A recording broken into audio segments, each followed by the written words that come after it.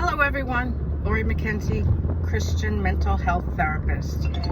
And I just wanted to share that I recently learned that if you're going to have a channel on YouTube, you really should have regular posts, have like a regular schedule of posting, especially if you want to grow your channel. The only reason I want to grow my channel is because I'm passionate about the topic. I'm not necessarily looking to make money or anything like that. But still, what's the point in doing it if it doesn't reach people? So what I learned was that it's really important to have regular posts. And I haven't been. And I was thinking, well, there's some reasons. I think when I first started, John MacArthur died, and that affected me. I was doing a lot of reading and watching documentaries and stuff about him. And of course, I have my regular job and my family, my church life. And then Charlie Kirk just died a few days ago, and that hit me hard, I think, like a lot of believers. Anyhow, are those reasons not to post on a new channel? No, I mean, it's a new habit that I'm trying to put into practice. And then I thought about it, and I think I know why. Because if those things happen, I can't stop doing my other responsibilities, right? So I think I know why. At 57 years old, only recent years realized that I probably all my life have had ADD or ADHD. Now, whether it's a diagnosis or just a phenomenon or whatever you want to call it, when you list down the signs and features, I've had a lot of them. And, back when I was in school, it really wasn't heard of. And again, girls are less likely to be diagnosed because they're more apt to be daydreamers than hyperactive. And I was a daydreamer. I was bored stiff in school. And I wasn't bored stiff in that Einstein was bored stiff in school because he was too brilliant. I would say my intelligence is average, but I was bored. I didn't care about the topics, and that's a trait of people with ADD and ADHD. I usually say ADHD to kind of umbrella both. I think the differences are very nuanced and minor. But anyhow, I was bored. And that's one of the features of ADHD, that if someone's interested in something, they can actually hyper-focus. But if they're not, you can't get their attention. And so the symptoms I identify with would be considered in the area of executive functioning, at least as an adult.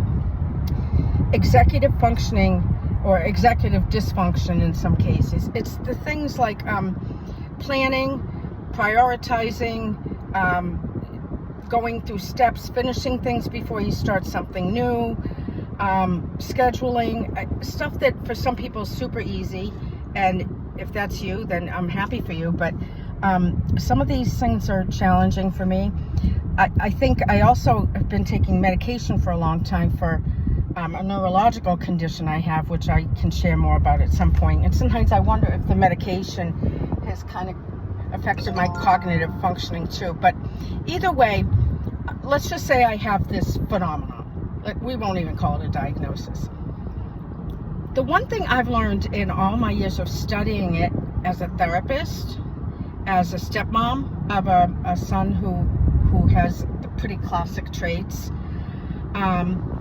in mental health counseling, we rule out things. So we really need to know a lot about it because we rule it out sometimes, or send people to get assessed by a neurologist if mental health doesn't seem to be the primary issue, or in addition to mental health. So I've done a lot of studying. I've worked with people individually. I've used a workbook a couple times with some clients to help them kind of access their strengths and just make the best of kind of how God made them. And the one thing I've learned is, and this is really key, and I feel passionately about this, people with ADHD can have all kinds of talents. They can be super smart. They can excel at, in some cases, more than excel in so many areas. The one thing that I think all of us, and I'll say us, have in common is we struggle with the idea of consistency. So, you know, if I'm in school, I could study really well and have great study habits, but I'm going to have trouble doing it consistently. I could be clean about my room if I'm someone that tends to be messy, but I have trouble doing it consistently. And what do I need to do if I want this channel to succeed? I need to post consistently. So herein lies my challenge, my reason, not so much an excuse, and my challenge for the future, that, you know, I can try to work on that and realize that and be aware of it and keep it in mind and try to overcome it. And so we'll see what happens. But yeah, I just wanted to share that just about ADHD in general. Consistency seems to be the common denominator, in my opinion. So I would love to hear if you agree, if you have different thoughts. I'm no expert in the area. You know, I have different opinions about it that kind of, I kind of see it from different points of view. So I'm not really kind of married to one position on it, but I think it's something real and it's a phenomenon. And my experience and my understanding of everything I've read and seen is that consistency is key. So I'd be curious to hear if anyone else has anything to say about that. But yeah, I'm going to work on it. So see you next time.